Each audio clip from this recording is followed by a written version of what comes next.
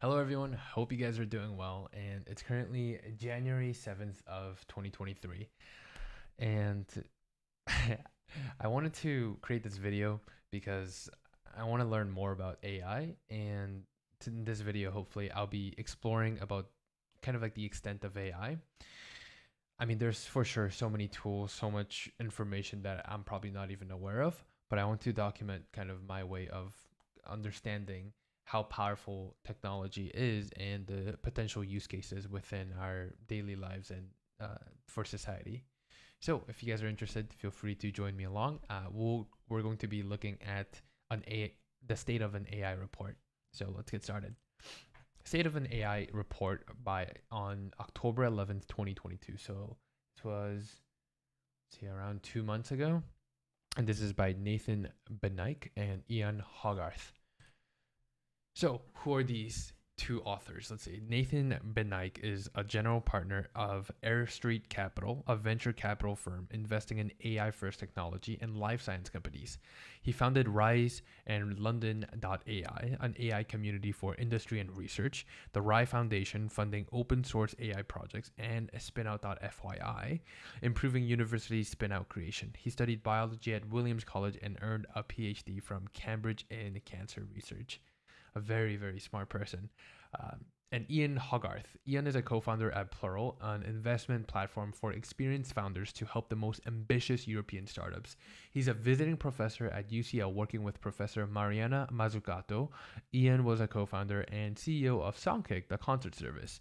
He started studying machine learning in 2005, where his master's project was a computer vision system to classify breast cancer biopsy images. Another big brain. Like this team must be amazing. So let's learn about what AI is. Artificial intelligence is a multidisciplinary field of science and engineering whose goal is to create intelligent machines. So the goal is to create intelligent machines. We believe that AI will be a force multiplier on technological progress in our increasingly digital data-driven world. This is because everything around us, ranging from culture to consumer products, is a product of intelligence. Huh. I wonder what it means, like how you would define intelligence and what it means by product of intelligence. But definitely, I feel like the pandemic has kind of pushed us to be more hybrid, like more flexible, and showing us that we don't really need to go to corporate offices. Although I know that certain technology major firms are forcing their employees to do so. I believe that in San Francisco, there's like a 25% decline in office spaces, and probably a lot of major cities are being hit because of the pandemic. But it's kind of allowing us to recognize the tides are definitely shifting. Not only that, but the data-driven world, that's for sure. I mean, thinking about the influence of ChatGPT, that not only can it search, but it could also learn. It's so fascinating, and it really does make me think about how mm, how to remain useful within this everly like changing world. Like it's so fascinating. But data definitely drives data analysis. For example, from speaking from personal experience, I know that SEO services, and if you are able to understand how PPC, paid media marketing works, you could make a lot of money by working with boutique firms or big firms or even mom and pop shops who have no background within online and also the boom in e-commerce space. So definitely, I do see that progress is becoming more digital and the value of data is ever so more increasing. Not just data itself, but also the analysis of data. The State of AI report is now in its fifth year, considering this report as a compilation of the most interesting things we've seen, with a goal of triggering an informed conversation about the state of AI and its implication for future. We considered the following key dimensions in our report, which includes research, which is technology breakthroughs and their capabilities, industry, the areas of commercial application for AI and its business impact, politics, the regulation of AI, its economic implications, and the evolving geopolitics of AI, and safety, identifying the mitigating catastrophic risk that highly capable future AI systems could pose to us. Last but not least, its predictions, what we believe will happen in the next 12 months, and a 2021 performance review to keep us honest. Wow.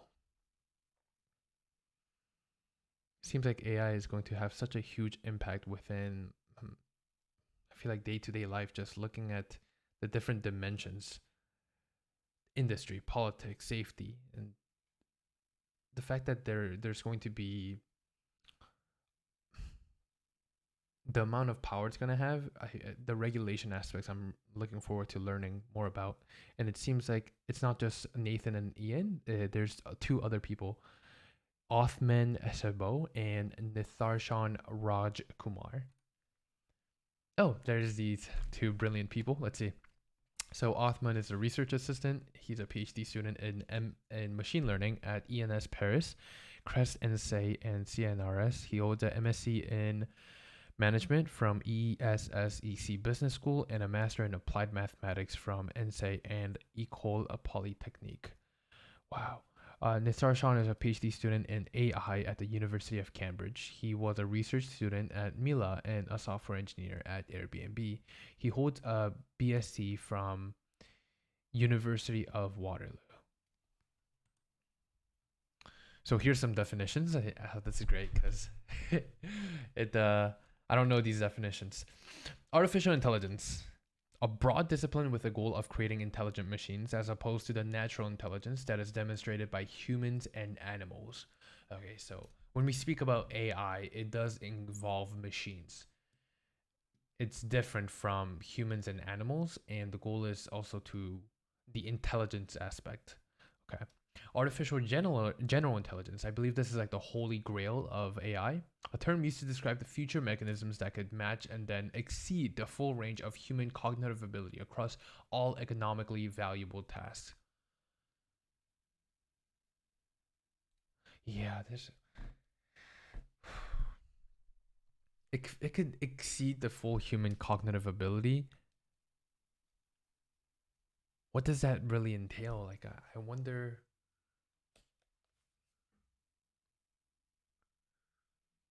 I wonder how that would impact society, especially like professionals and people who are focused on building their craft. Would that also be less valued if robots were able to do it at a more efficient pace? I think one of the things that humans kind of have trouble with is finding meaning in their life and purpose. It's kind of challenging now, but if these capabilities produce, I wonder what people will be doing. Is it more of like creative tasks? I heard an argument about that, but I wonder what you guys are also thinking.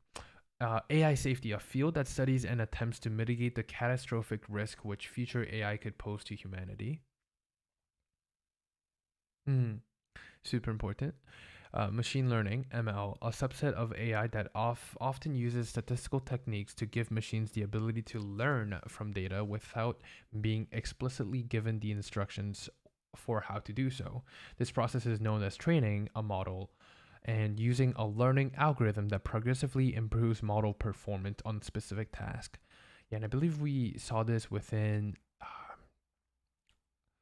I forgot which company it was, but maybe it's DeepMind, but there's a documentary called AlphaGo if you guys haven't checked that out, where I feel like it's Google. It's like Google's team, and they had a set of kind of developers create this algorithm incorporated with machine learning to beat the number one kind of ranked Go player in South Korea. His name was Lee Sedol, and then he stated, if you look at some of his interviews,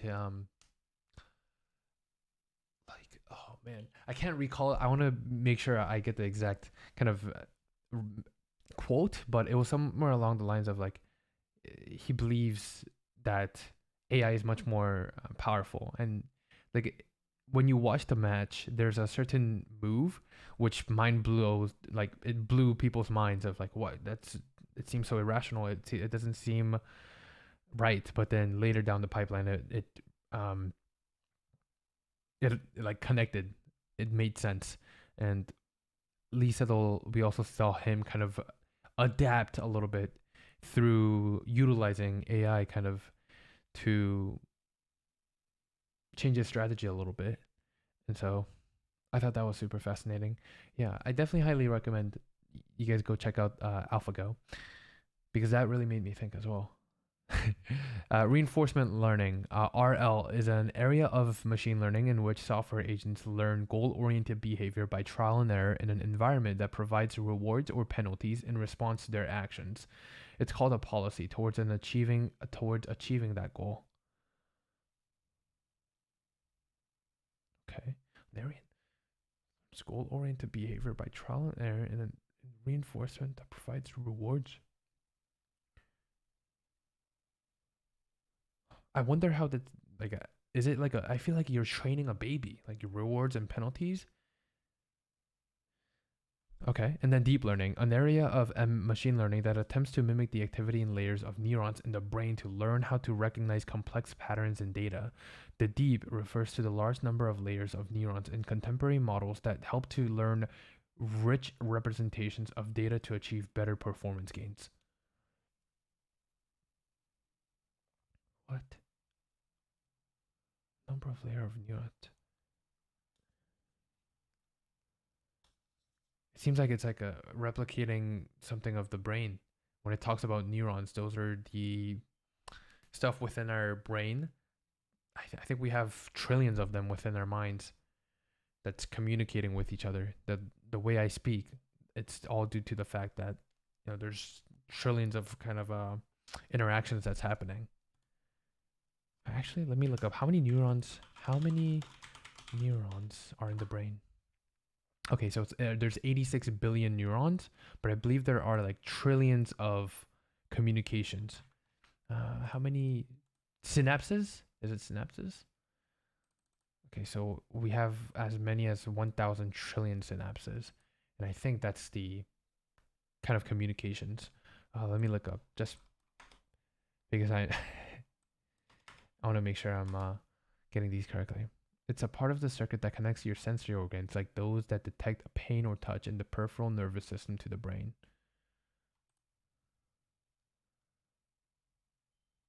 Okay, yeah, more or less, yeah. Let's continue. Model. Once a machine learning algorithm has been trained on the data, the output of the process is known as the model. This can be used to make predictions.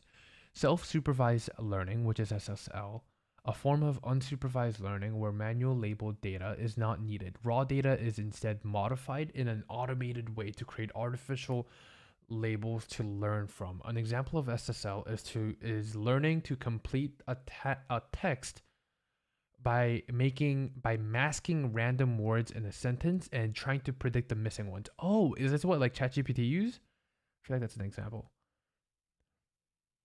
Okay, and then we have large language model, LM or LLM, a model trained on textual data. The most common use of LM is text generation. The LLM tool is to designate multi-billion parameters, LMs, but it's a moving definition. And we have computer vision, enabling machines to analyze, understand, and manipulate images and videos. Okay, and we have some like websites that I've pulled up. We could kind of see this computer vision in action. And we have a transformer, a model architecture at the core of most state of the art SOTA and machine learning research. It is composed of multiple attention layers which learn which parts of the input are the most important for a given task. Transformers started in language modeling, then expanded it into computer vision, audio, and other modalities. Okay, let's see. Executive summary. Research. Diffusion models took the computer vision world by storm with impressive text to image generation capabilities. What would be an example of this? Impressive text to image generation capabilities. I wonder if Tesla utilizes this because don't they have ways of looking at like the stop sign, for example, and then I'm just trying to think of examples. And then AI attacks more science problems ranging from plastic recycling, nuclear fusion, reactor control, and natural product discovery. So it's using data to find solutions. Scaling laws refocus on data. Perhaps model scale is not all that you need. Progress towards a single model to rule them all. Rule them all. A single model to rule them all. Yeah, that also makes me think about the what's it called? The theory of everything. Like there's always trying to have one single or entity or some program that encapsulates everything, that could explain everything. Community driven open sourcing of large models happens at breakneck speed, empowering collectives to compete with large labs. Inspired by neuroscience, AI research are starting to look like cognitive science in its approaches. Oh my gosh. Wow. Oh man, it must be so exciting to be like learning about these things. I'm getting inspired just reading about these things, although I maybe understand 1% of it. Industry. Have an upstart AI semiconductor startups made a dent versus NVIDIA? Okay, so what do I know about NVIDIA? NVIDIA is a graphics card. I believe I have one inside the computer that we're using. And there's been a huge surge in NVIDIA because of the computing power and rise in cryptocurrency, and thus there's a large demand for that. But I don't know if that's related. Maybe it's the computing power. Usage statistics in AI research shows that NVIDIA is ahead by 20 to 100x. Wow. So is that why the stock price has been increasing so much for NVIDIA? Okay. Big tech companies expanded their AI clouds and formed larger partnerships with AI startups.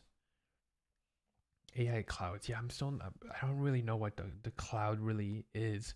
I know that AWS, Amazon Web Service, it makes a lot of its profits from clouds, but I'm not really too sure what clouds are. Hiring freezes and the disbanding of AI labs precipitates the formation of many startups from giants including DeepMind and OpenAI.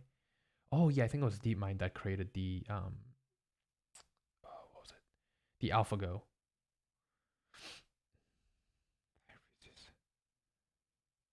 I'm not sure what that sentence really meant though.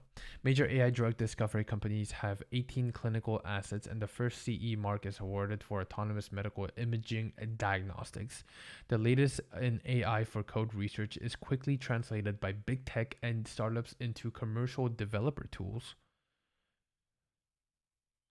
Okay, so it's already being utilized as tools. Politics. The chasm between academia and industry in large scale AI work is potentially beyond repair. Almost 0% of work is done in academia. 0%. Okay, we'll have to learn more about this. Academia is passing the baton to decentralized research collectives funded by non traditional sources. The great reshoring of American semiconductor capabilities has kicked off in earnest, but geopolitical tensions are sky high. AI continues to be infused in greater number of defense product categories, and defense AI startups receive even more funding. So is it always related back to wars? Always related with having the most potent weapon. And then safety. AI safety research is seeing increased awareness, talent, and funding, but it's still far behind that of capabilities research. Scorecard. Reviewing our predictions from 2021. Transformers replace. Okay, so that was their prediction. The grade, whether they. Okay, let's look at the yeses.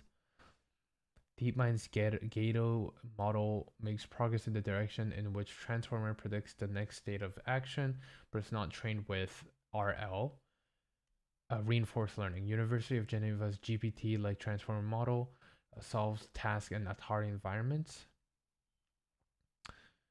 So they expected Asmol's market cap reached 500 billion, but as of now it's 165. What else did they? They also believe that publishes on the level of Anthropic publishes on the level of GPT, Dota, AlphaGo to establish itself as a third pole of AGI research. It hasn't done that. Yeah, I don't know about these companies.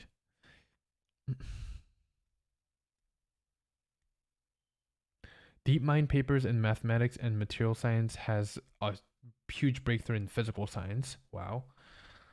And then what else is Adept.ai was co-founded by the authors of the Transformer and is focused on AGI via software tool use automation.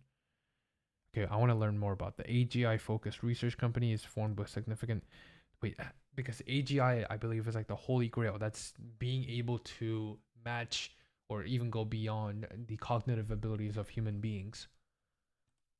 Okay. More? Bonus predictions revisited better than last year. Access to Taiwanese and South Korean semiconductor companies became an explicit part of trade war between US and China. Evidence: US CHIPS Act of 2022 prevents recipients to expand operations in China. TSMC caught in the crosshairs. Oh wow. Oh wow.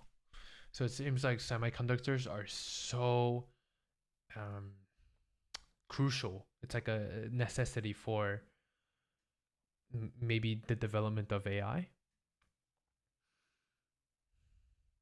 Yeah, we saw that at least in America, used car prices during the pandemic it just skyrocketed because TSMC had to shut down some of its locations or kind of slow down on production, and that had huge impacts not only on that but also within.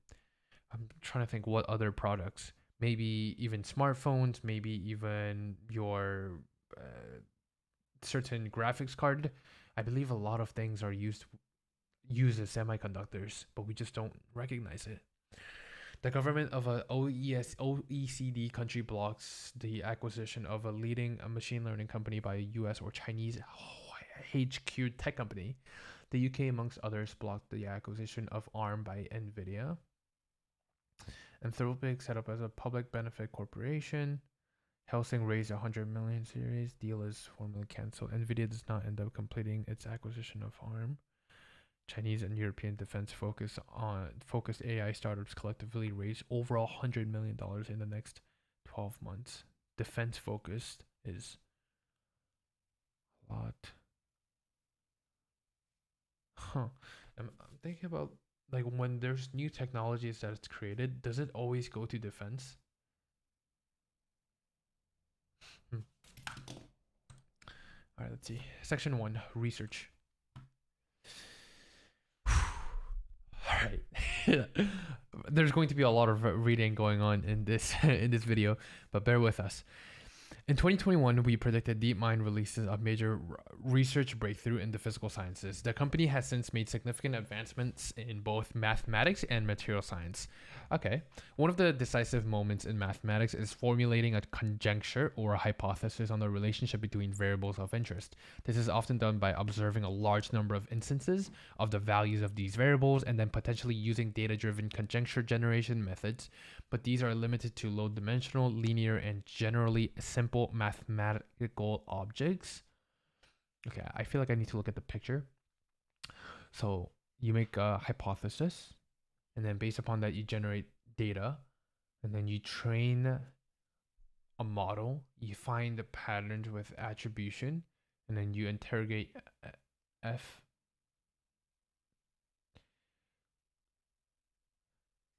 And then conjecture. What does conjecture mean? Okay, it makes a guess. Guess candidate F prime, and then you prove the theorem. You alter the sampling distribution, and then you repeat creating on maybe another model, or if else you create a. I'm just speaking out my mind to try to understand. Okay. So I'm assuming like this picture is allowing us how the program, like how the processes work. So you have a hypothesis. Based upon that, you give it some type of data. You create a model based upon that, and then try to look for the patterns within. And then with that, you can make a guess candidate of F prime. And then by analyzing that, you could either go back to the data until you get a model that works, until it creates some type of theorem. In a Nature article, DeepMind researchers proposed an iterative workflow involving mathematicians and a supervised machine learning model.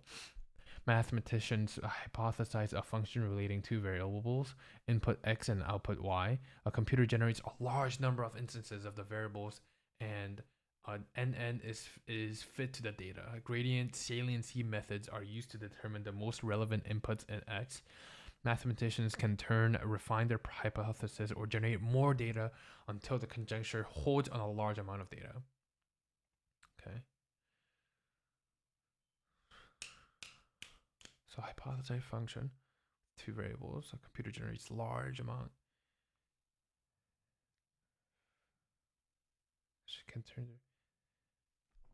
I feel like I have some sense. Let me try to explain again.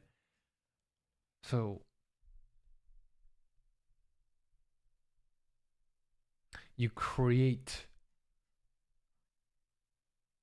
some type of theory in the beginning. You hypothesize.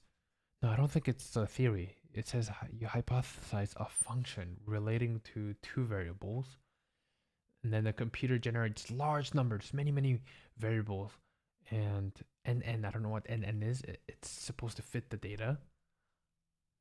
Mathematicians can turn to refine their hypothesis or generate more data until the guess holds a large amount of data. Not too sure, but I think somewhere along the lines, you create the hypothesis, create a lot of data, and then you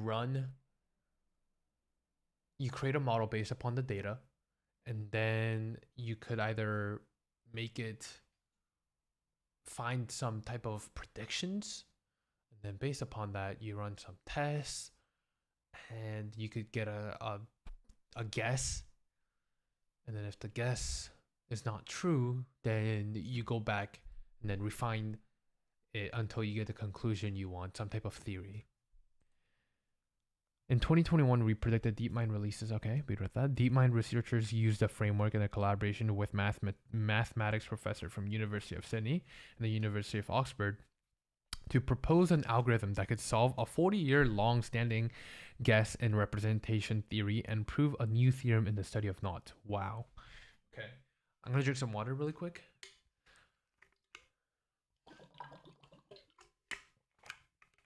All right, DeepMind made an important contribution in material science as well. It showed that the exact functional and density functional theory as an essential tool to compute electronic energies can be efficiently approximated using a neural network. Notably, instead of constraining the neural network to verify mathematical constraints of the DFT functional, researchers simply incorporate them into the training data to which they fit the NN. Okay, so this is talking about the impacts of physical science. It also repurposed AlphaZero, their RL, that's reinforced learning model, trained to beat the human players of chess, Go, and shogi to do matrix multiplication. This alpha tensor model was able to find new deterministic algorithms to multiply two matrices. To use AlphaZero, the researchers recast a matrix multiplication problem used as a single-player game where each move corresponds to an algorithm instruction, and the goal is to zero out a tensor measuring how far from correct the predict algorithm is. Finding faster matrix multiplication algorithms, a seemingly simple and well-studied program, has been stale for decades. DeepMind's approach not only helps speed up research in the field, but also boost matrix multiplication based technology, that is AI, imaging, and essentially everything happening on our phones.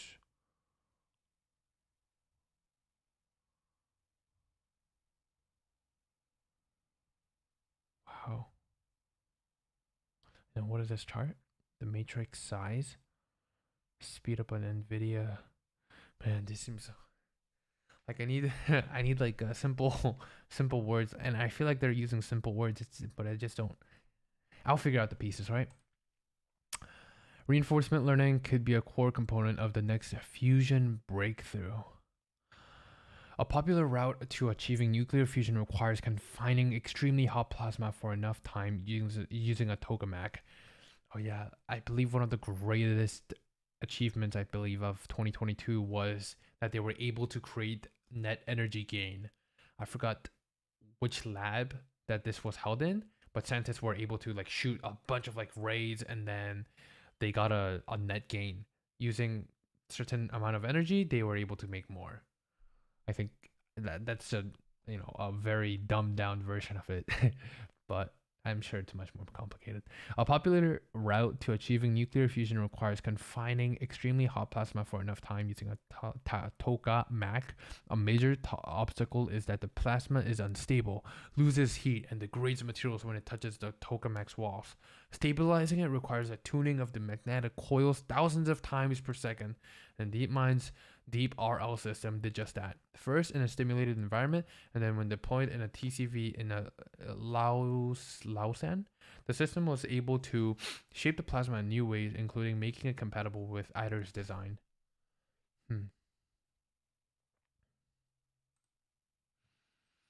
Since it's open source and DeepMind's AlphaFold 2 has been used in hundreds of research papers, the company has now deployed the system to predict 3D structure of 200 million known proteins from plants, bacteria, animals, and other organisms.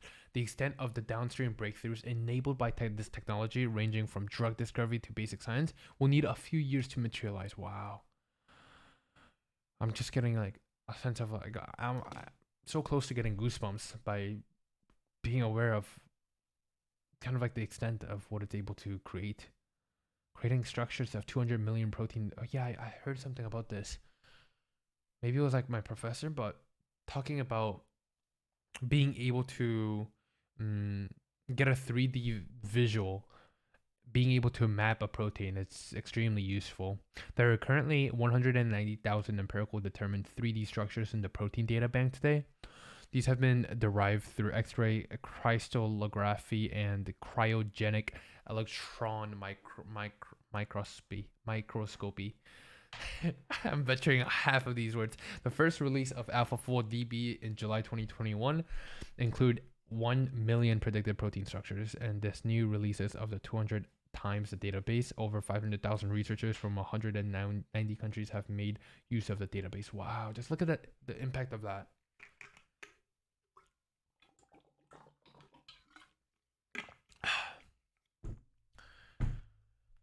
And this seems to be predicted numbers for 2022.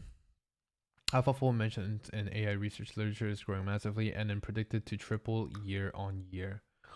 Wow. It seems like a truly exponential curve. There's so much going on, I feel like, in the back end. I'm not really too aware of like all the smart researchers and scientists doing all of this work, but truly remarkable, right? Researchers independently applied language models to the problems of protein generation and structure prediction while scaling model parameter.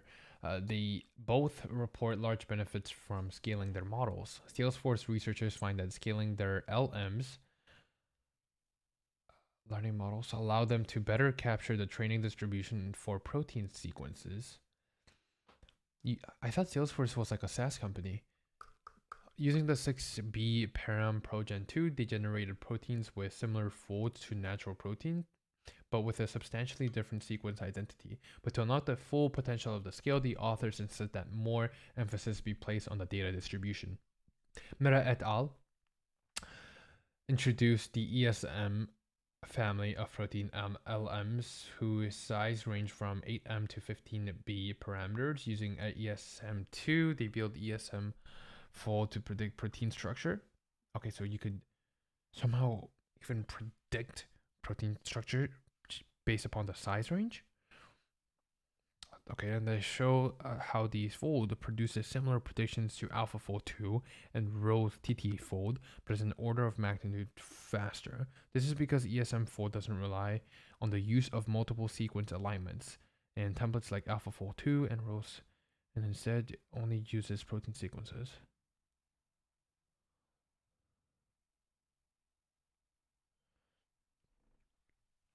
Looking at the header, researchers independently applied language models to the problems of protein generation and structure prediction while scaling model parameter. They both report large benefits from scaling their models. Scaling is good.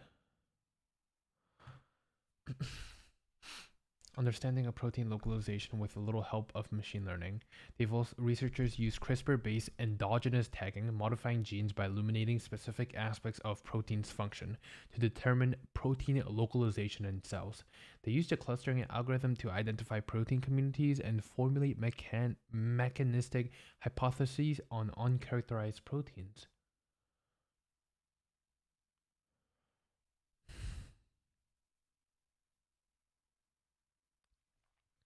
They were able to draw links between spatial distribution of proteins, their functions, and their interactions. Wow. And this can help them better understand uncharacterized proteins. Okay. I'm going to skim a little bit so that we are in pace because I believe there's 50 slides. But here, as with math, ML first gives partial answers. Humans then interpret, formulate, and test hypotheses before delivering definitive answers.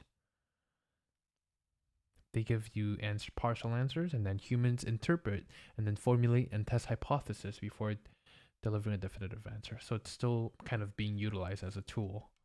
But man, impressive. Plastic recycling gets a much needed. Oh, I think I saw a video about this. Oh, wait, whoa. Okay. Researchers from UT Austin engineered an enzyme capable of degrading PET, a type of plastic responsible for 12% of global solid waste. Yeah, they found like some type of protein that eats plastic. I don't know if this is what it is. The PET hydrolase fast petase is more robust to different temperatures and pH levels than existing ones. So ACE is oh my gosh, I don't remember anything from biology, but when it ends with an ACE, that prefix, no, it will be considered a suffix. It means something. Let's see. ASE suffix meaning.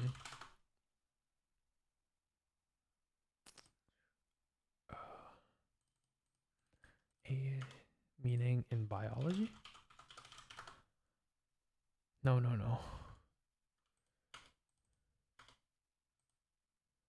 Enzyme.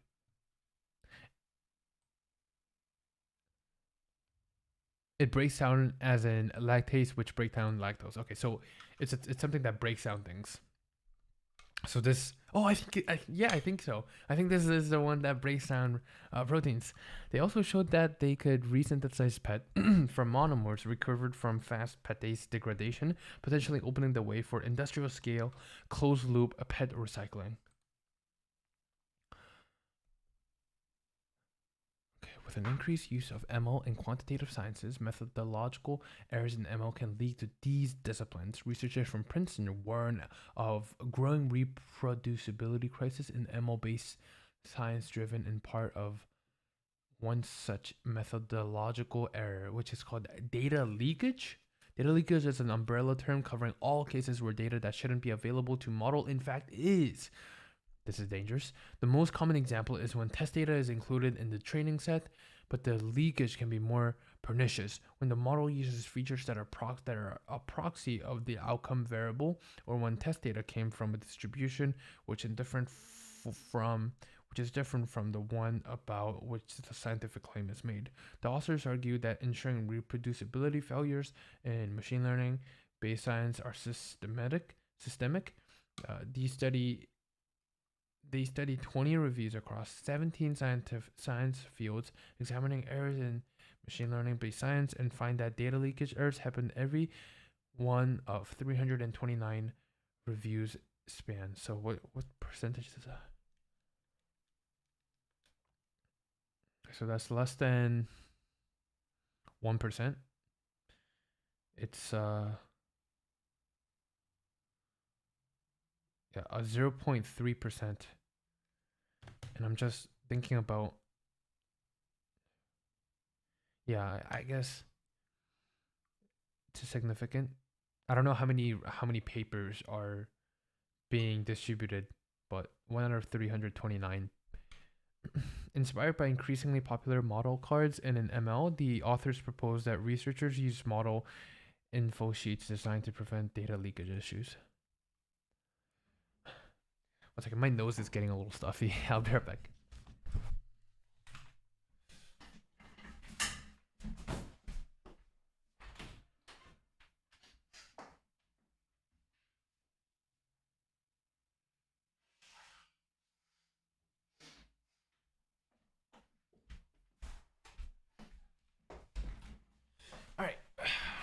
Thanks for waiting. OpenAI uses Minecraft as a testbed for computer using agents. OpenAI trained a model video pre-training VBT to play Minecraft from video frames using small amount of labeled mouse and keyboard interactions. VBT is the first ML model to learn to craft diamonds, a task that usually takes proficient humans over 20 minutes. So it includes 24,000 actions. Yeah, I mean, I still don't understand how to create diamonds in Minecraft. I didn't know that was even possible. I thought you had to make it, or like you had to mine it. OpenAI gathered 2,000 hours of video labeled with mouse and keyboard actions and trained an inverse dynamic model to predict actions given past and future frames. It's called the pre-training part. And then they uses this IDM to label 70,000 hours of video on which they trained a model to predict actions given only past video frames. Wow, I'm just thinking about how much data there is from all the, like I was watching even now, like before recording this, I was wasting a lot of time consuming content on like Twitch and YouTube. And yeah, there's so much information that's being distributed, and you could utilize those tens of thousands of hours, millions. Yeah, there's like millions of hours of YouTube videos in hours that is being produced. So just think about what the capabilities of is utilizing that to create some type of model to get to a certain goal or even learn itself. Whoa.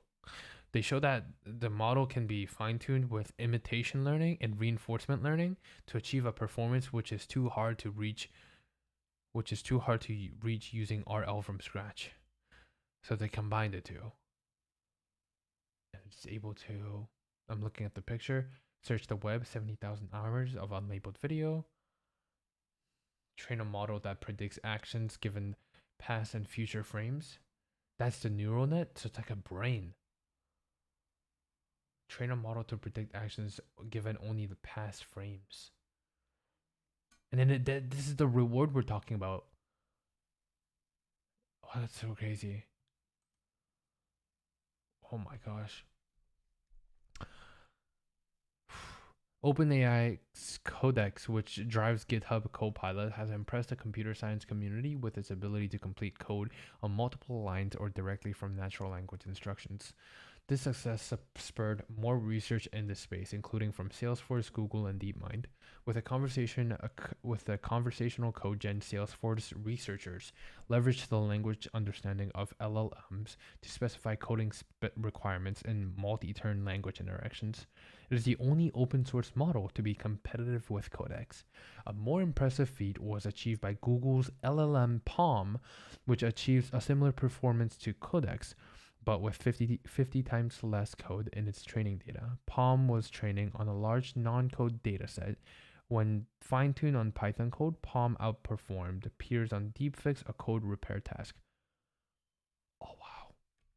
A buddy of mine actually told me that he was able to use Google to, like, his friend's friend was a computer science major, and he got a job at Amazon by copying code, like by utilizing Google to copy and paste code.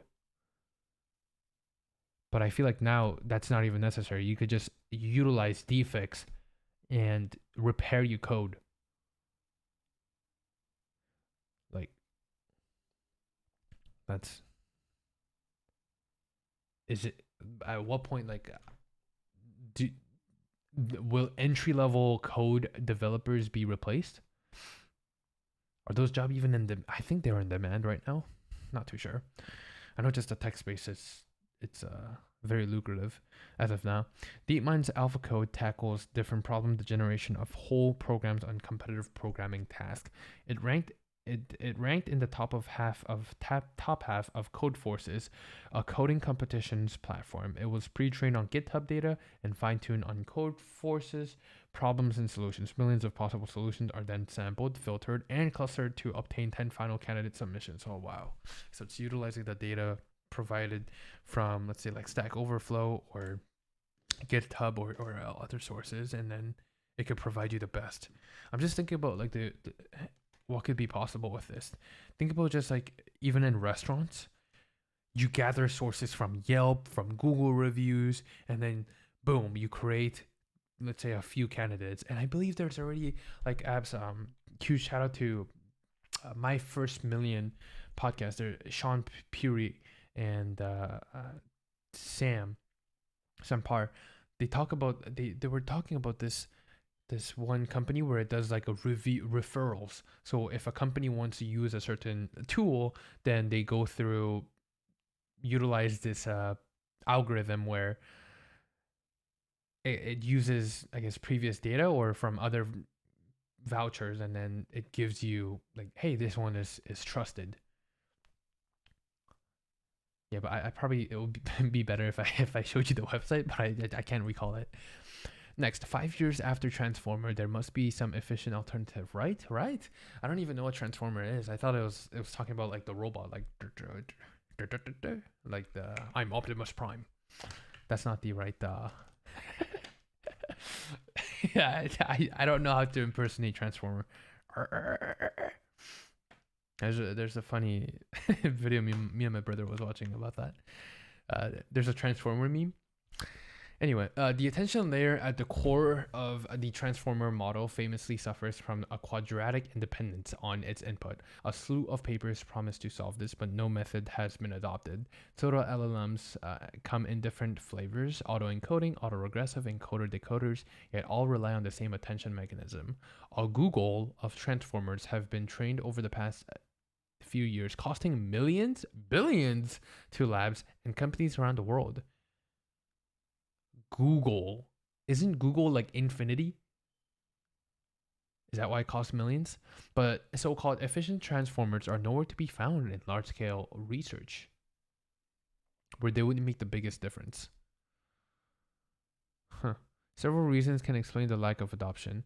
Number one, potential linear speed is only useful for large input sequences. Number two, the new methods introduce additional constraints that make the architectures less universal. Number three, the report efficiency measures don't translate in actual computational cost and time savings. Mathematical abilities of language models largely surpass expectations. Built on Google's 540B parameter PaLM, LM-PaLM, Google's Minerva achieves 50.3% score on the math benchmark, beating forecasters' expectation for the best in 2022. So it pre-trained PaLM on additional 118 gigabytes of dataset of scientific papers using LaTeX and MathJax, and using a chain of thought prompting, including intermediate reasoning steps and prompts rather than the final answers only, and other techniques like majority voting. Minerva improves the SOTA only on most datasets by at least double-digit PCT points. Minerva only uses a language model and doesn't explicitly encode a formal mathematics. It is more flexible but can only automatically evaluate it on its final answer rather than its whole reasoning, which might justify some score inflation. In contrast, OpenAI built a theorem prover built in the lean formal environment. Different versions of their model were able to solve a number of problems from AMC 12, AMC 6, and IMO.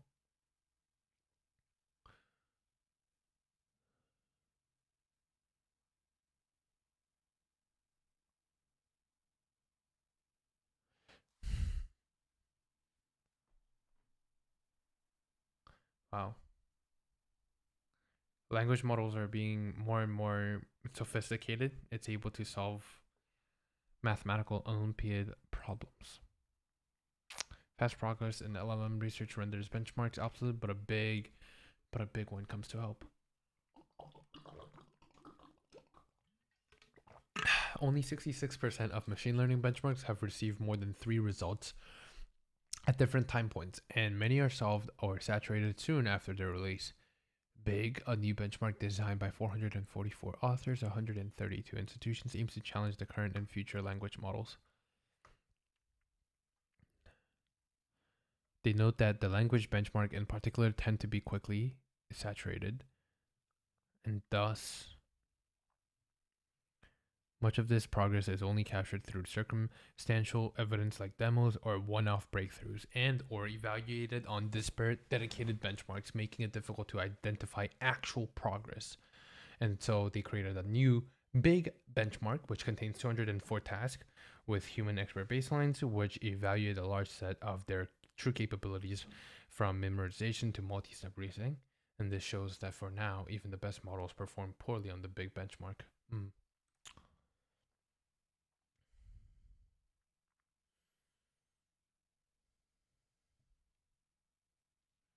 DeepMind claims that the model size and the number of training tokens should instead increase at roughly the same rate. Excuse me. Following these new scaling laws, Chinchilla is trained on 1.4 trillion tokens. Ducking language model scaling laws, more data, please. Not sure what this was. I'm getting more and more lost. I'm going to be frankly honest. Emerge. Let's see. While models' loss can be reasonably predicted as a function of size and compute using well-calibrated scaling laws, many LLM capabilities emerge unpredictably when models reach a critical size. These acquired capabilities are exciting, but the emergence phenomenon makes evaluating model safety more difficult. Oh no.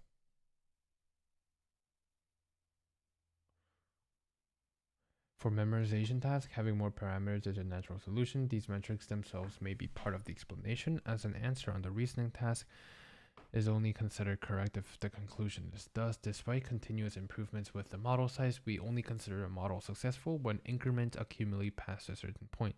A possible consequence of emergence is that there are a range of tasks that are out of reach of the current LLMs that could soon be successfully tackled.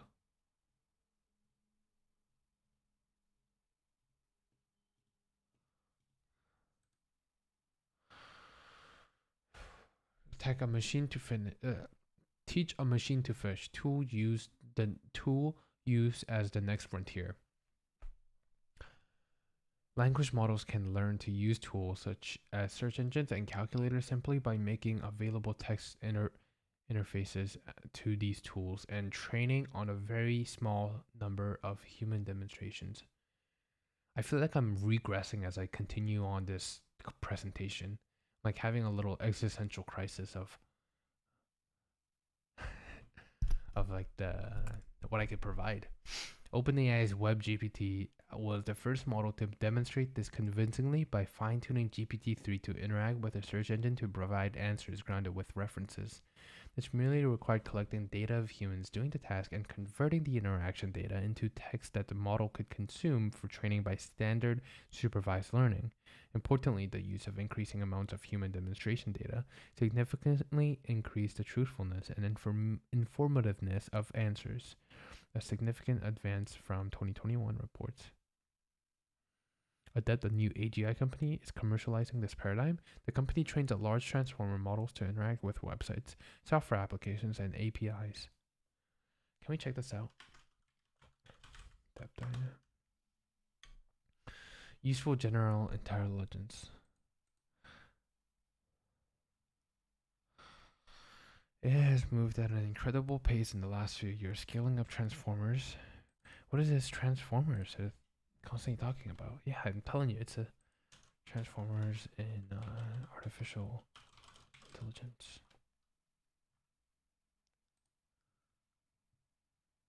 It's a machine learning model that adopts self-attention, differentially weighting the significance of each part of the input data. It's primarily used in natural language processing and computer vision. Okay, so it's a deep learning model.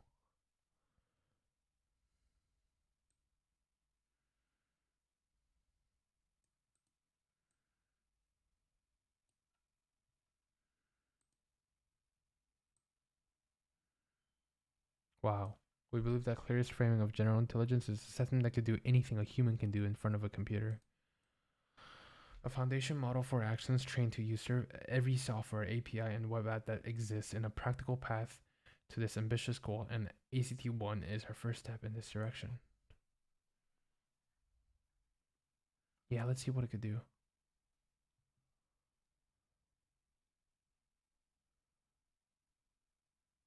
Oh my gosh.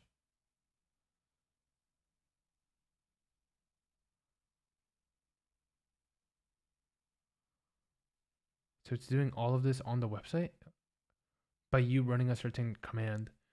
That's so efficient. So it's able to do things that you would normally be able to do on a computer. Think about how many like office or sitting in front of a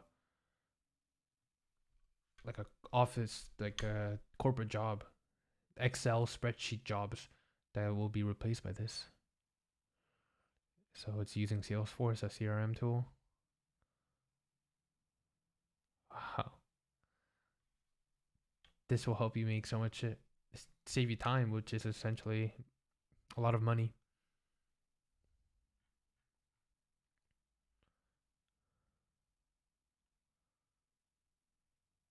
Oh my god. I do these type of things. I writing down leads, writing down let's say profit margins or expenses. I'm currently utilizing this. Um yeah, I'm just like find me a refrigerator for under 1,000. So things are going to become even more at speed. Whoever's faster with utilizing this technology, adopting it, they're going to be on the front end of the curve. That's why early adopters are always rewarded handsomely, especially for technology. Breakthroughs across all fields with better will be accelerated with AI as our teammate documentation, manual, and FAQs will be models not for people. Beginners will become power users, no training required. Most interaction with computers will be done using natural language, not GUIs. Incredible. Okay, let's continue. It's a little past my bedtime, so apologies if I'm not as focused. Looking back, 3 eras of compute and machine learning. A study documents the incredible acceleration of compute requirements in machine learning. It identifies 3 eras of machine learning according to training compute per model doubling time. The pre-deep learning era, the deep learning era, and large scale era.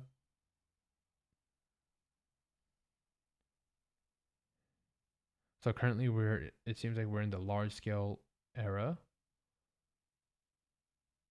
And it's just showing the acceleration of compute requirements in machine learning.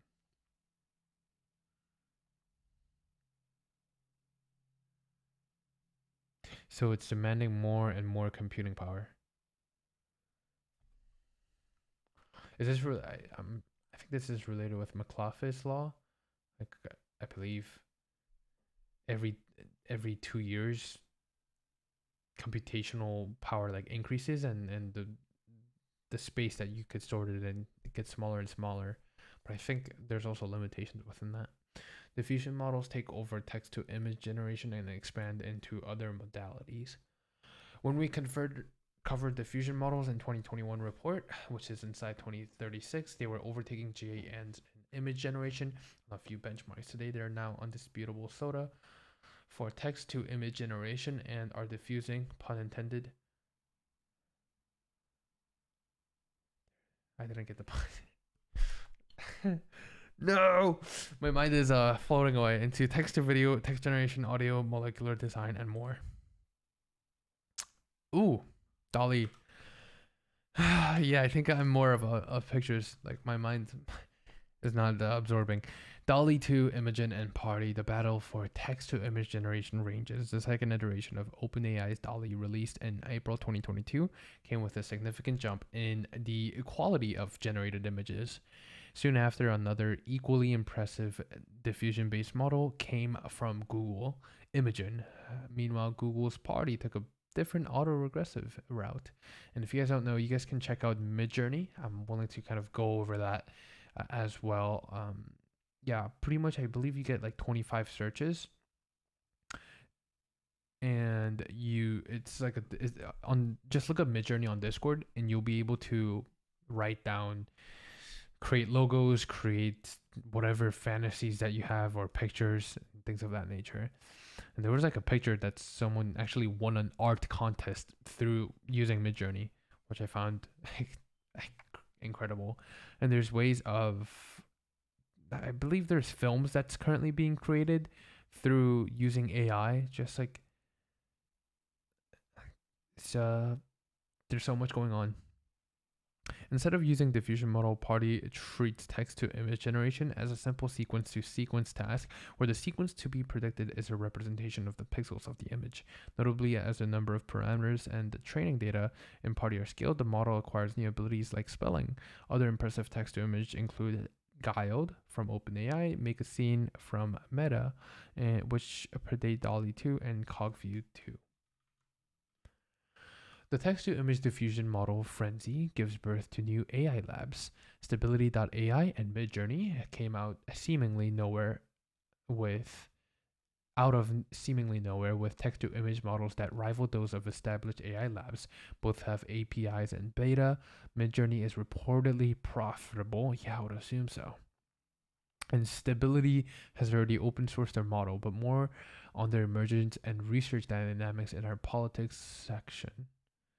And there's also an app called what was it called? The name escapes me, but like it was a very like popular trend where people would take pictures of themselves and then it would create kind of like a character, a cartoonish versions of them. You guys have probably seen them if you guys use social media, but I've heard people talking about that app, and it charges you for, I forgot how much they charge you, but they essentially they use other artists kind of style, and they use artificial intelligence to create like a personal image of you, and then they could monetize that, which will probably, that's why it's probably in the politics section with copyright. And so yeah, this is how Midjourney looks like. And on the left we see DALL-E 2, Stable Diffusion. Well, Stable Diffusion looks super well defined. The text to video generation race has started. Oh wow! So what we're talking, yeah, well, they're probably so far. I thought I knew like quite a lot about what was going on, but this was like, I don't know. I think I'm just like way behind. Yeah, I don't think anyone knows. Maybe the forefront of these developers, maybe they know, but who really knows how much stuff is going on all around the world? The text to video generation race has started. Research on diffusion based text to video generation has kicked off in April 2022. Okay, wow. So it started off. How many months ago was that? That's like 9 months ago. Yeah, and I heard about this last month. So what if they're already creating, like, would we know? Would we recognize whether it's created by AI or not? I'm not sure. April 2022 with work from Google and University of British Columbia. But in late September, new research from Meta and Google came with a jump in quality, announcing a sooner than expected DALL-E moment for text to video generation. Meta made the first splash from big tech into text to video generation by releasing Make a Video, a diffusion model for video generation. In an eerily similar fashion to text to image generation, Google then published almost simultaneously two models, one diffusion model based on Imagen and another non-diffusion model based Phenaki. The latter can dynamically adapt the video via additional prompts. Seems like there's some competition going on with Google and other companies, which could be a good thing for consumers. Let's see. Closed for 14 months, community-driven open sourcing for GPT. Landmark models, OpenAI, and DeepMind have implemented, cloned, and improved by the open source community much faster than we'd expected. The value of open source code.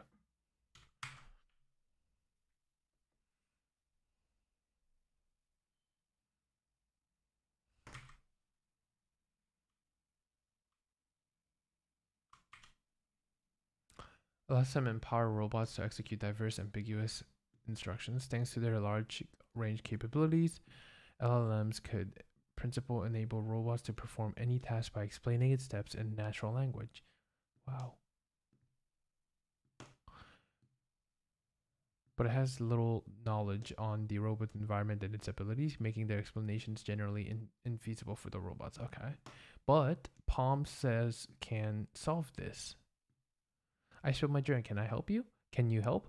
A carefully prompt engineered LLM can devise a sequence of abstract steps to pick up and bring you a sponge, but any given skill, such as pick up, put down, needs to be doable by the robot in accordance with its environment. The robot sees a sponge. To incentivize the LLM to output feasible instructions, SEICAN maximizes the likelihood of an instruction being successfully executed by the robot. Assume that the robot can execute a set of skills. Then, for any given instruction and state, the system selects the skill that maximizes the probability of a given completion restricted to the set of available skills times the probability of success given the completion and the current state. The system is trained using a reinforcement learning. It was successful in planning execution 84% and 74% of the time, respectively. I saw a picture, I think, in the Google office where it was able to pour a can of beverage. It was like Coca-Cola or something, and delivering things. 2021 prediction culminating in single transformer to rule them all.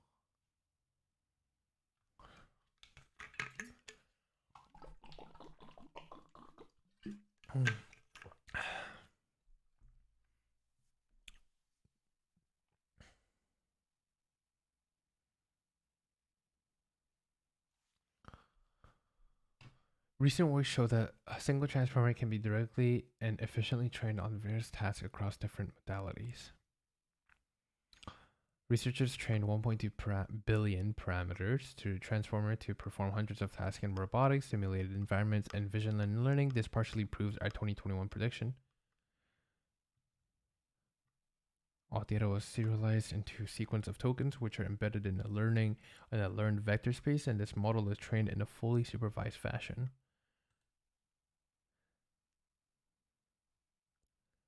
RNNs will learn which RL agents surpass human performance in large and rich game environments. Researchers from University of Geneva used a GPT-like transformer to simulate the world environment. They showed that their agent was sample efficient and surpassed human performance on 10 of the 26 games of Atari. Ours was notably the best method among the ones that don't use look-ahead search. Yeah, I'm already thinking about like hacks on first-person shooter games, and some of them are so good where it could, like, even anti-cheat systems can't predict it. Like utilizing AI, you can't recognize whether the player behind it is a human or it's utilizing some type of cheat. I just related that with this one. It's becoming a cross modality.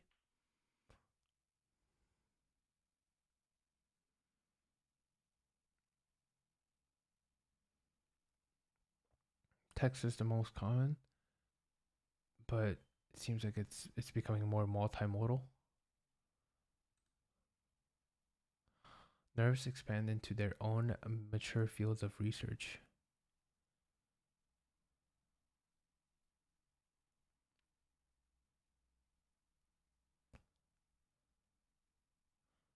Don't know what nerve is. Treating bacterial infections by data-driven personalized selection of antibacterial agents. Resistance to antibacterial agents is a common and often arises as a result of a different pathogen already present in a patient's body. So, how should doctors find the right antibiotic that cures the infection but doesn't render the patient susceptible to a new infection?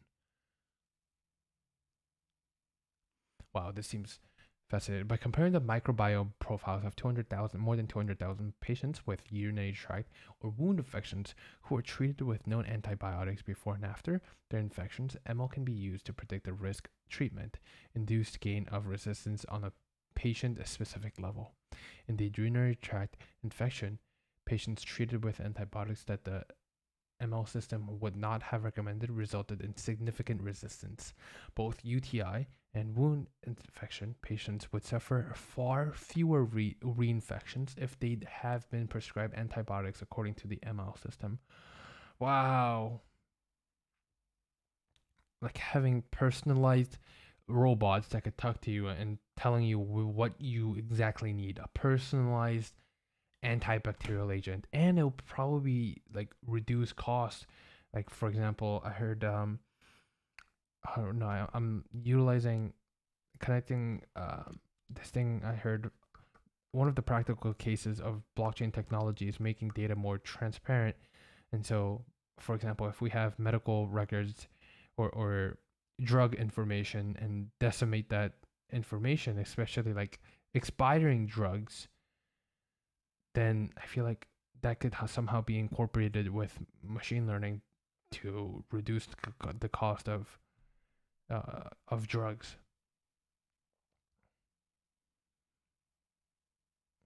But I'm not really too competent within how that really works.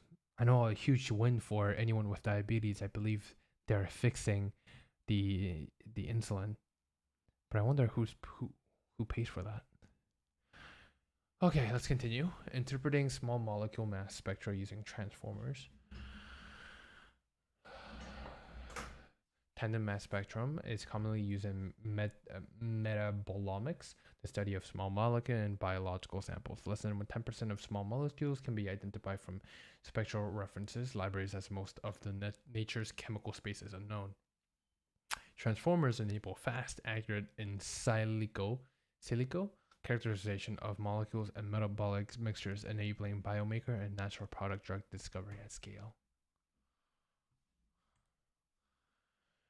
If you guys want to continue, like read this, feel free to. But I think there's more than four guys. I don't know how many slides there are. Okay, there's more than 50. There's more than 50. We're gonna get to 50, and then I just want to share some tabs that I have opened up, and then if you guys want a part two, I'll probably create a part two tomorrow. Drug discovery, the flagship AI for good application, is not immune to misuse. Researchers from Collaborations Pharmaceuticals and King's London showed that machine learning models designed for therapeutic use can be easily repurposed to generate biochemical weapons. Okay, wow, this is what... It's a double-edged sword always. The researchers have trained the MegaSyn model to maximize bioactivity and minimize toxicity. To design toxic molecules, they kept the same model, but now simply training it to maximize both bioactivity and toxicity. Oh, okay. Yeah. You could maximize it for a certain variable, right? And create a model based upon that. So you could definitely create a lot of harm. They directed the model towards generation of the nerve agent VX, known to be one of the most toxic chemical warfare agents. And you could already see how this could be weaponized, right? Think about even like the creation of atomic bombs. That was like Mr. Oppenheimer and other brilliant researchers trying to figure out the most detrimental things. But now we could also utilize data in order to create the most toxic chemical warfare agents.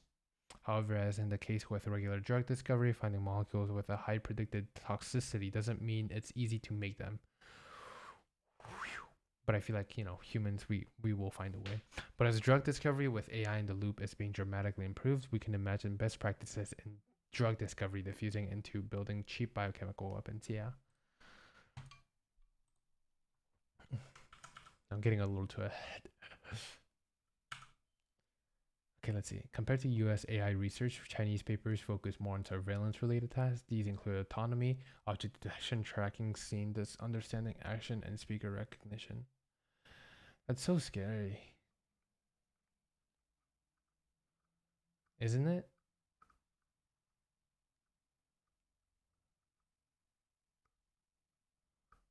Like, are you really...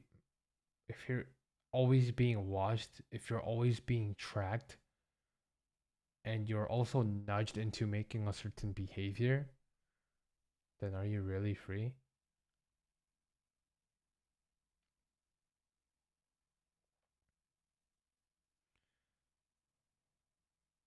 Autonomous driving, that's being researched the most in China. Object detection, semantic segmentism, object tracking, image generation. I was watching a documentary on China and how the biometrics is within the like that data is within the hands of the government essentially, because even if you're a billionaire, you're not really truly free. Like think about how Mr. Jack Ma just suddenly disappeared and then came back.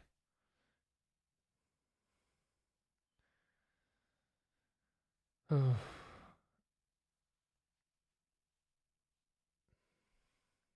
just having some reflections on how this could be utilized against the majority of people. Like I hope people recognize and make sure that every single human being is utilizing this as a tool, but you could definitely leverage this against so that you control, you are the puppet master. Hmm. Yeah.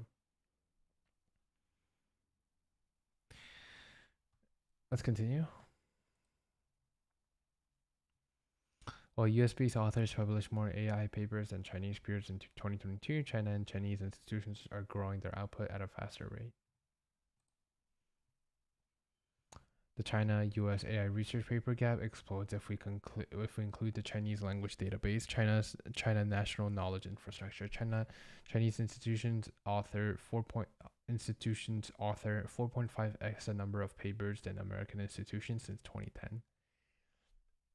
I heard there's a lot of things regarding China of stealing and copying just information, taking information. Like my mom's partners was talking about this, and he was talking about his colleague or his one of his friend. He was hired at China, and then pretty much like a Chinese company, and then they took kind of what he knew, his skill sets, and then like fired him, disposed. It's very common that they steal like different skill sets, make it their own, and then just do it at a cheaper way, or just subsidize. There's like different ways, but I heard that it's really hard to compete in a fair way. But I don't think that's really related. I was just sharing like what I know about China, but yeah, it seems like there is a contest between China and US. And then okay. Yeah, we'll talk more about industry, but that's just the research side. All right, now I want to before I get some sleep, I want to go over some AI kind of websites. I mean, it's probably not as sophisticated as some of these, but these are some of the things that I found. So, first off, we'll start off with a game. So, type the first thing that comes to mind when you think of a teacher. So, when I think about teacher, I think about um, class, and then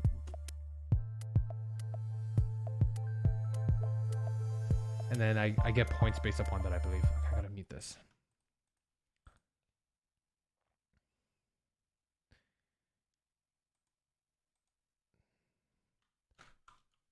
He scored points. Breakfast. What rhymes with breakfast? Let's see. Pancakes, maybe? Pancakes. So I believe it predicts, or this game, I'm not sure exactly how it's related, but it's created, it seems like looking at the domain, it's created by Google, research.google.com. Hotel, let's say maybe a maid. Ocean, I would think about maybe a ship or even a whale. Yeah, and so now the game begins. There's going to be more and more words, and then I have to relate something similar to it. And I thought this was a pretty cool game.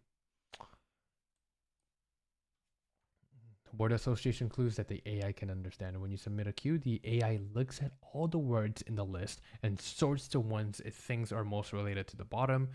Give great clues multiple times in a row to earn streak bonus that clears the whole list. So yeah, that's how it's kind of related. Oh, maybe we could learn more about it.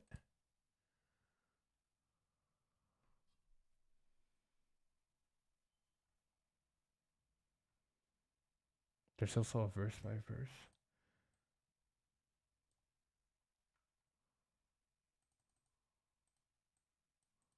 It uses billions of lines of dialogue to teach an AI how real human conversations flow. Let's write a poem by Robert Frost. Go next. Next. My first line will inspire your muses. Let's talk about maybe discipline.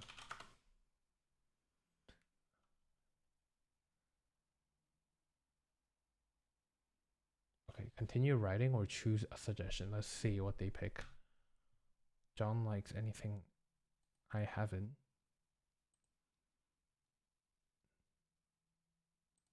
Lay water at my knuckles in proof.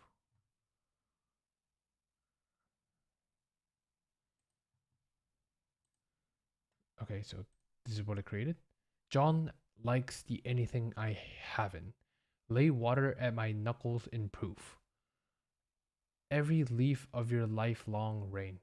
Okay, I don't think I understand. I don't study English nor poems.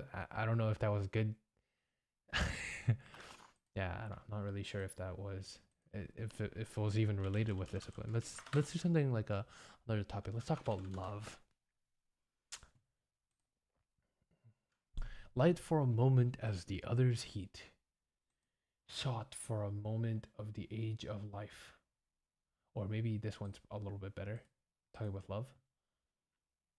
Brown makes a latch for dawn. Then what's next? She looked like a fair, heavy shoes. Softly she flung a light on every ray. Light upon her, fight beside me. Take with a shotgun, paw darkly, earth in her lonely winter call. I like this one. Earth in her lonely winter call. And I'm gonna smash it with like another one. So you make a great pomance.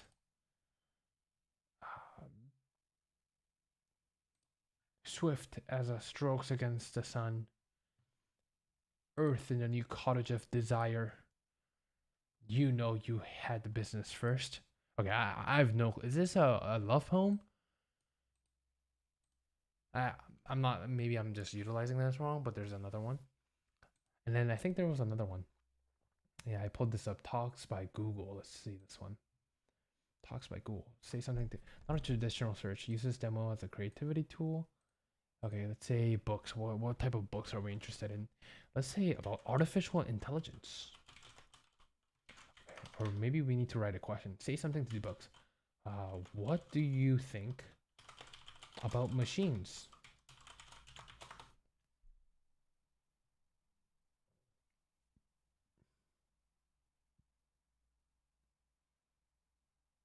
The machine is awesome, but it's not good at anything but raw materials and repairing clean breaks. Oh wow. So this is utilizing the text of many, many, many books. And so this is a great way of learning things as well, especially referencing great books probably. This one was super particular. You could pretty much have a little chat with any of these people. Elon, Billie Eilish, Joe Biden, Albert Einstein, Sigmund Freud. I kind of want to talk to Sigmund. What else we got? We got some VTubers, game characters, anime characters, movies and TV, English teacher, even religion. Oh, you could talk to the devil. You could talk to Jesus Christ. Oh, actually, Buddha sounds pretty. Actually, I want to talk to Buddha. Hello, I can teach you the path of Dharma and path to Nirvana, freedom from ignorance, craving, rebirth, and suffering. Ask me anything. What is the meaning of life, Buddha? Meaning of life, Buddha. Doing a classic one, a classic philosophical question. And let's see.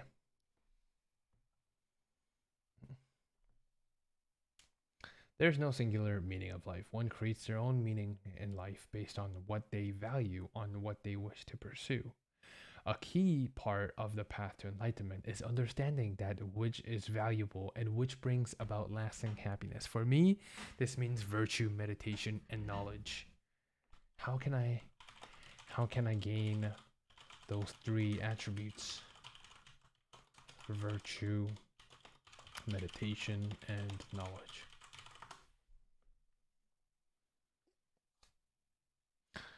But yeah, it seems to use like it feels like I'm speaking to Buddha, talking about enlightenment, talking about meditation, knowledge, and virtue. I would associate that with Buddhism. To develop virtue, simply begin practicing the 5 precepts: do not kill, steal, engage in sexual misconduct, lie, or use intoxicants. In addition, when encountering others, attempt to be kind, compassionate, empathetic, and understanding. These are great starts towards developing virtue. There are many more ways, and you can always ask if you would like to know more. Why is life suffering?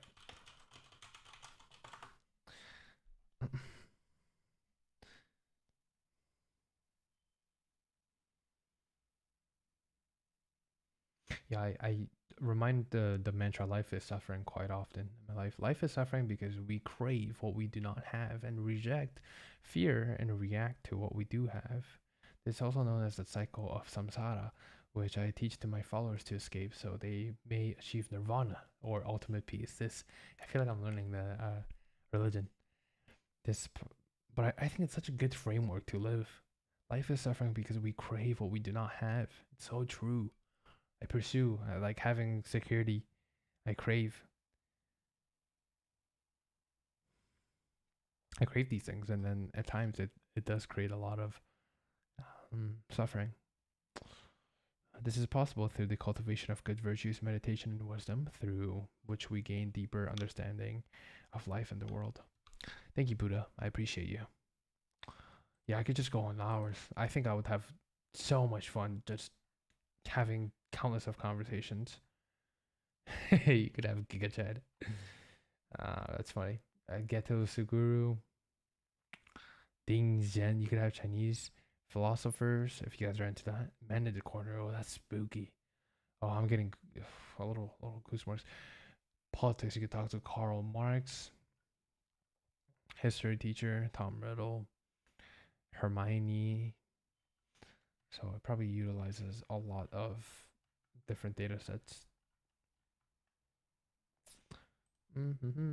Okay, and this one is Experiments Runway ML Generative Engine. So we could write things and then it creates an image. I'm not as sure if it's as good as the programs, the models that we saw earlier, like DALL-E or Stable Diffusion, but it's still we could get a sense. Let's draw a duck. Maybe we have to refresh. Okay, duck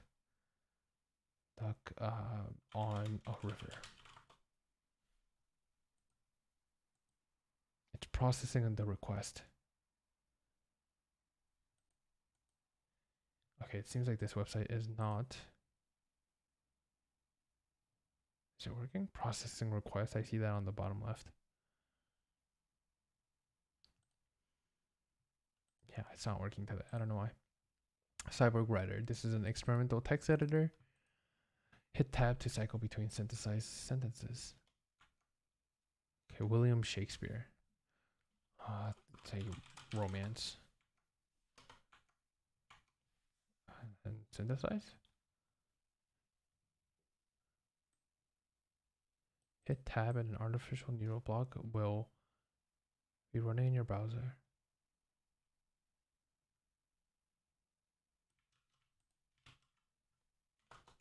I'm not sure what I'm doing.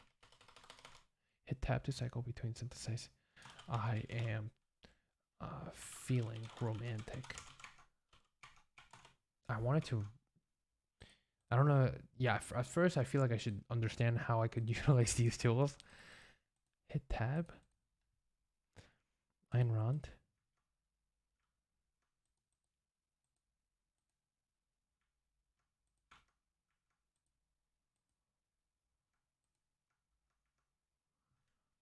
I want pizza. I want sleep. Hit tab. Yeah, I don't think I'm utilizing this correctly.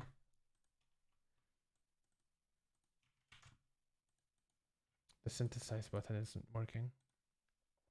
Quick draw. Let's draw things. Let's draw a van. Okay.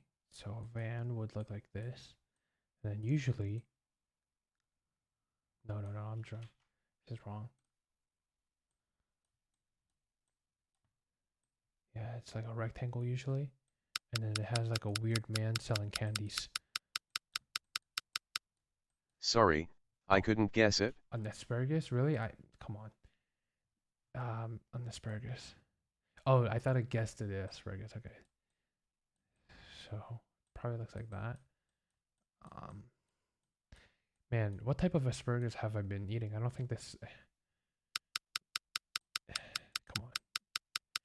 Somehow I could read my mind, right? Sorry, I couldn't guess I it. gotta get at least one right before I move on to the next one. Handbag. I feel like I'm gonna put the Chanel logo, and then maybe it understands me. Oh come on! And then it's like a woman like wearing this.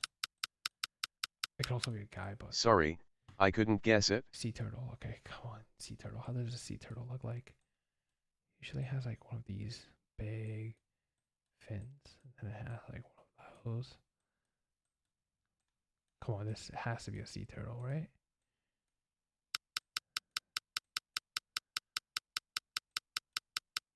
Sorry, I couldn't guess Okay, it. pants. I can do pants. No problem. I can do pants. And it usually has like a little button over here. And then um yeah, I think this is pretty good. Sorry, I couldn't Oh guess it. come on. A pencil. Okay, I could probably do a pencil. Okay. I know the last one I probably got it wrong because of the legs. I shouldn't have put the legs. Okay, so this is for sure a pencil.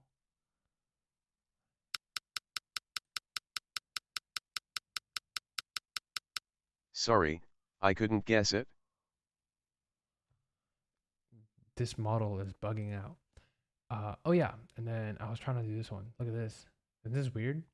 I uploaded a picture of myself from like 2 years ago that I use on for a lot of like uh like social media, and this is an animated photo of me. It looks so real.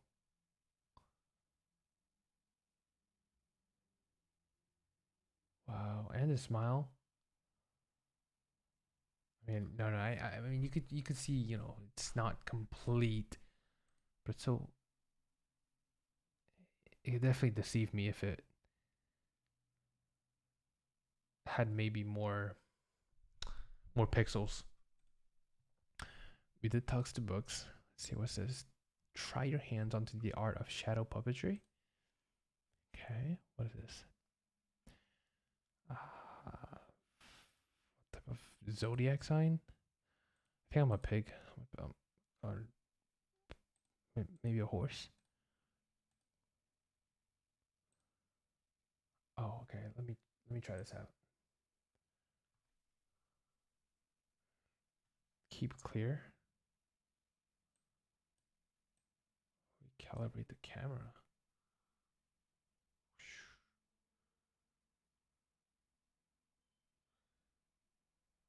See my hand.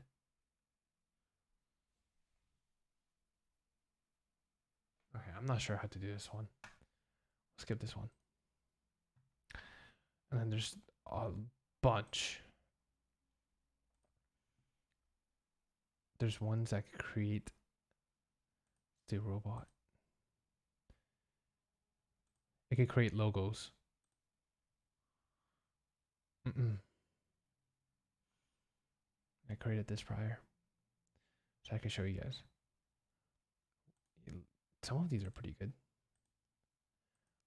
Like this one. I feel like people would pay thousands of dollars just for a company logo like this. Continue on. And yeah, this could be any name. I just thought about something. Just put our channel name. Yeah, we'll check out more websites. Uh, I really need to get some sleep because I'm I'm really sleepy. But thank you guys so much for joining. If you guys made it to the end, and I'll talk to you guys soon. All right, peace.